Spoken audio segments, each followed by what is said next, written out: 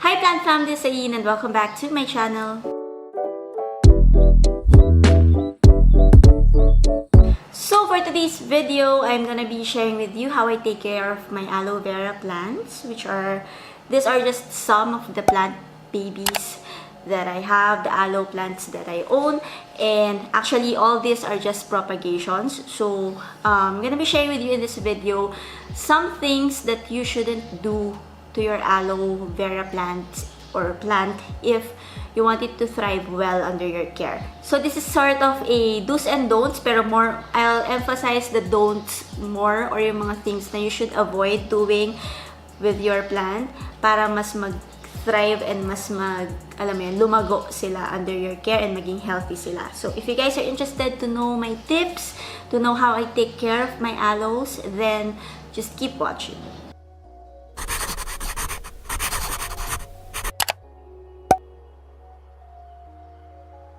Okay, so did you know that aloes are actually succulents? So it's part of the succulent type of plant or family, plant family. I'm not really into succulents or cacti, so hindi masyadong broad ang aking knowledge when it comes to this type of plants. But all I know is that aloe veras are succulents. So because this is considered a succulent, merong mga plant care techniques or steps na same rin with how you should take care of a succulent or a cacti na dapat gawin with aloe plants. Aloe veras can grow indoors and outdoors, and actually they prefer the outdoors more, at least based on my experience. They can certainly thrive indoors. Like all these aloes that you see in front of me, these are all located, or I place them inside our house. So iba-iba lang sila ng pwesto, kaya rin medyo iba-iba yung kanilang itsura or yung growth nila. But they definitely can thrive both indoors and outdoors. Okay? So gaya nga na sinabi ko kanina, I'm going to focus more on the things that you should avoid or shouldn't do with your aloe plants if you want it to thrive well under your care. So let's start off. The first thing that you should not do with your aloe plant is to overwater it. As mentioned, aloe vera is a succulent, which means this type of plant does not need that much water, and they hate wet feet, meaning they don't like their roots very wet, which means you should avoid watering them too often. What I'd suggest that you do is to make sure that the soil of your aloe is bone dry. Pag sinabing bone dry, sabihin tuyot na siya, guys, bago ninyo siya diligan. That way, makakasigurado kayo na it won't get, overwatered. Because once you overwater your aloe vera, it has a tendency to start getting yellow leaves. Hindi ganun kaganda yung maging growth niya, and may possibility pa na magkaroon siya ng root rot, and diba, isa yan sa mga cause kung bakit namamatay ang ating halaman. Again, make sure that the soil of your aloe is bone dry, completely dry, guys. Hindi lang medyo dry. It has to be completely dry before you water it. Another tip when it comes to watering that I can give you with aloe is that check its leaves. So, meron ako dito two types of aloe. It's the same plant, it's from the same mother plant, but I'm gonna give you a close-up. Magkaiba yung itsura ng kanilang leaves. Kasi the one here that I have here sa pot na to, kung makikita nyo, very thick yung kanyang leaves, mataba siya, ramdam na ramdam mo yung gel niya sa loob. While this one, payat siya. So, ano yung difference niya? This one, diniligan ko to a week ago. And this one, mga 1 month or 2 months ko na itong hindi dinidiligan. So, the point is, you can check the leaves of your aloe if kailangan na niya ng water. If ma-feel mo na ganito na siya, na parang super nipis na ng leaves niya, then it means na pwede mo na siyang diligan. Pero kapag naramdaman mo na yung leaves niya ay ganito pa, na very, mataba pa siya, pwede mo pa siyang pisil-pisilin na mararamdaman mo talaga yung gel niya sa loob, then hindi pa niya kailangan ng water. So yeah, bukod sa soil, you can check the leaves of your aloe if it needs water already. Para rin, again, to avoid overwatering it.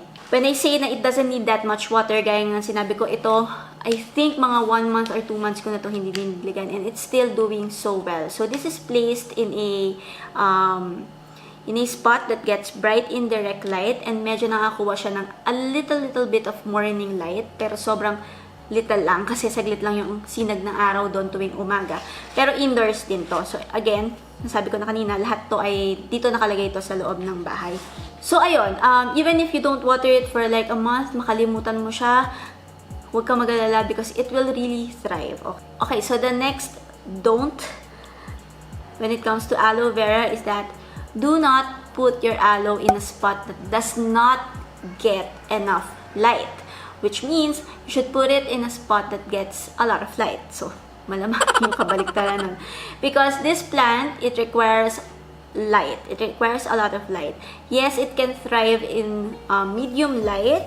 Like, actually, this one, this is placed doon sa aking plant shelf. So, for sure, alam niyo na kung saan nakalagay yung aking plant shelf. And hindi naman siya nakakuha ng bright, indirect light. Medium light lang yung nakukuha nito. But as you can see, okay naman siya. Magta-thrive siya in medium light, but it needs talaga light. And if you want your aloe to really grow fast, give it a lot of light. As in, put it outdoors in a shaded spot that gets bright indirect light. And for sure, hindi mo mamalayan, magkakaroon na ng maraming babies yung iyong aloe. Like this one. So, ang dami niyang babies dyan. Bigyan ko kayo ng close-up. Pero ayan, yung mga maliliit na makikita nyo, babies niya yan. Again, this one nakakuha lang siya ng a little bit of morning light, but throughout the day, nakapwesto kasi siya sa may malapit sa window or dun sa balcony. So, maliwanag yung pwesto niya. Ito naman, ito ay nakalagay dito sa aming dito sa dining area namin. And nagpo-produce din siya ng new growth, but for some reason, hindi ganun siya kabilis mag-produce, unlike the other aloes that I have.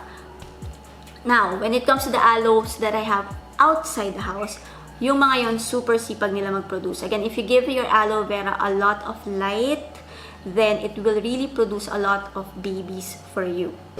Next is, do not think about fertilizing or if you have to fertilize your aloe plants because they don't need fertilizers at all. They can thrive as is on their own without the help of, you know, fertilizers or additional like nutrient booster, something like that. So, hindi nila kailangan yun, guys. Yes, you can definitely, kasi as with all the plants naman yun, pwede kayo maglagay ng fertilizer, di ba? You can put fertilizer sa inyong plants. Pero kung tatanungin nyo if kailangan ba niya talaga ng fertilizer, if it is required para mag-grow siya, para mag-produce siya ng babies, then I'd say a big no. Hindi nyo kailangan lagyan siya ng fertilizer. Mag-grow talaga siya, guys. Again, as long as you keep in mind the first two tips that I've shared with you, which is again, don't overwater it and give it a lot of light, mag-grow siya for you.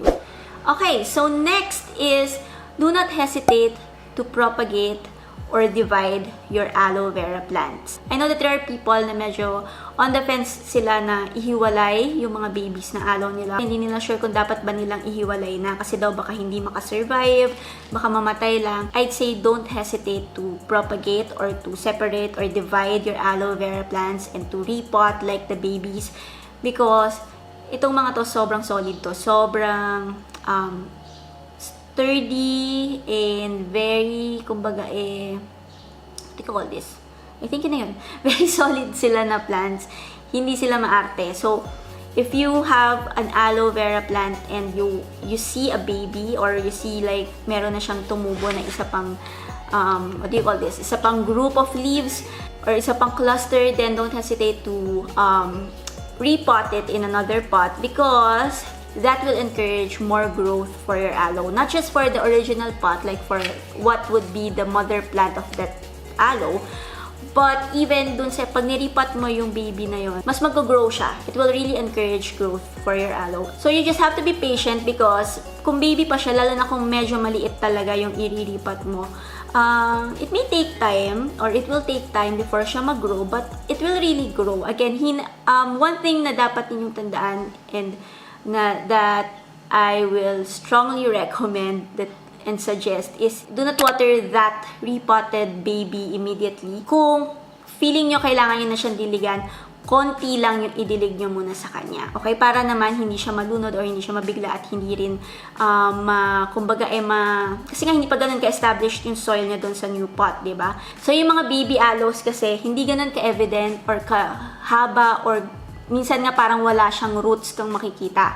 But it doesn't mean that it will not grow new roots. Kapag nirepot mo siya, that's why you have to be careful about watering it and don't water it agad because hindi siya ganun ka-established pa. And mas magiging okay yung growth niya kapag hinayaan mo lang muna siya sa soil, ma-accustom niya yung sarili niya doon sa bago niyang bahay, doon sa bago niyang pot, diba? Kaya, I'd suggest na wag niyo muna siyang didiligan agad. And kung didiligan, as mentioned kanina, kung kailangan niyo na siyang diligan, like let's say nakikita niyo talaga na yung leaves niya is sobrang payat na and hindi na siya plump, so feeling niyo kailangan niyo na niya ng water, onting tubig lang yung idilig nyo. But still, make sure na nakikita nyo na nagdi-drain yung water from the topsoil down to the pot hole. Okay? Para sure na hindi mareretain yung water doon sa soil niya. Okay, so the next thing that you should avoid doing with your aloe vera plant is to worry about it. These plants, they thrive in neglect. It's one of those plants, guys, na sabi ko nga sa inyo, ito nga, 2 months ko nang hindi dinidiligan, pero buhay na buhay pa siya. So, they really thrive in neglect. You don't have to worry about them. You don't have to check them that often. Kailan ka dapat mag-start mag-worry about your aloe plant? As mentioned kanina, kapag nakita mo na nag-yellow yung kanyang leaves or kapag obvious na hindi siya masaya, okay? Yellowing leaves. Kapag rin, for example, you have an aloe plant na nakakakuha siya ng direct sun and nakita mo na parang nagpipink yung leaves niya. Okay. That's, ang tawag doon is sun-stressed. Okay, sun-stressed yung kanyang leaves. Is it bad for aloe vera plants? No. But, is it something na you can avoid? Yes. So, just relocate your plant. Lagay mo siya sa isang pwesto na hindi nakakuha ng ganong kalakas na direct sun. So, I have an aloe vera plant na propagation ko lang din siya, guys. And then, nilagay ko siya dun sa gate namin. So, nakakuha siya ng direct sun ng mga 11 a.m. up to siguro mga 1 p.m. And nag-grow naman siya doon. So, I wouldn't say na hindi sila pwede sa direct sun. But, hindi lang siguro whole day. Maybe you should, kumbaga meron lang specific time in the day na makakakuha sila ng direct sun. Hindi yun masama.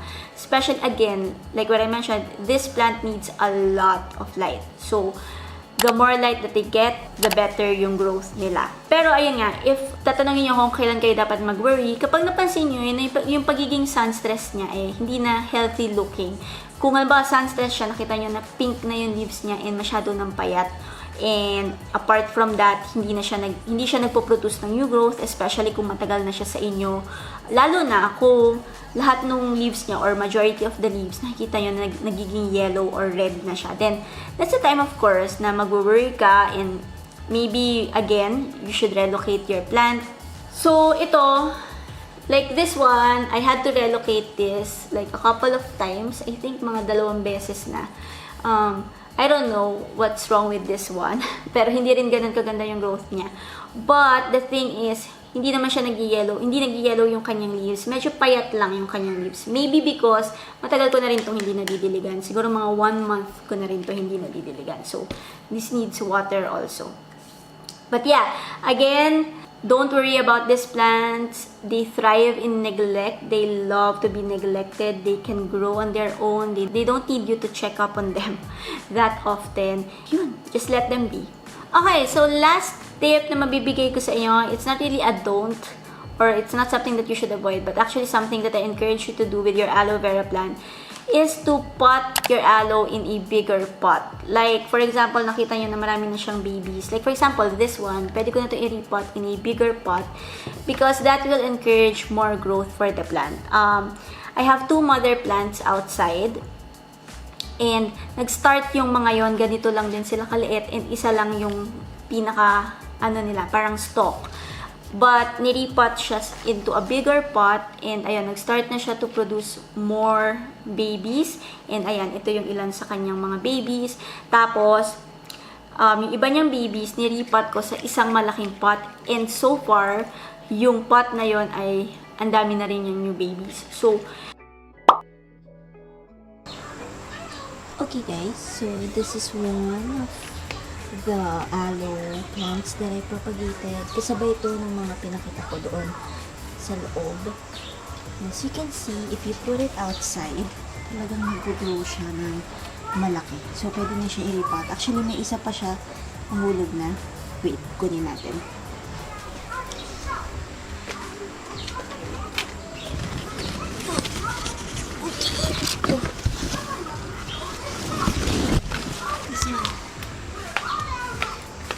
This one, dito din to nakalagay, nahulog na siya. So, ito mismo, ito, ayan, pwede itong i-repot sa isa pang pot na pwede na siyang i-hiwalay from this. So, ganun siya kadali na alam mo yun, i-repot, and ganun yung magiging growth niya kapag nilagay mo siya sa isang mas malaking pot kaysa dun sa size niya.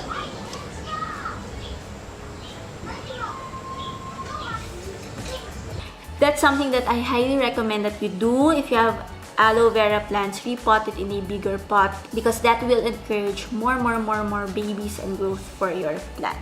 So yeah, that's it for this video. Sana nagustuhan niyo tong video na to. Hope you find this video helpful and interesting, and sana ay natulungan ko kayo in case nagkakaroon kayo ng problema with your aloe plant.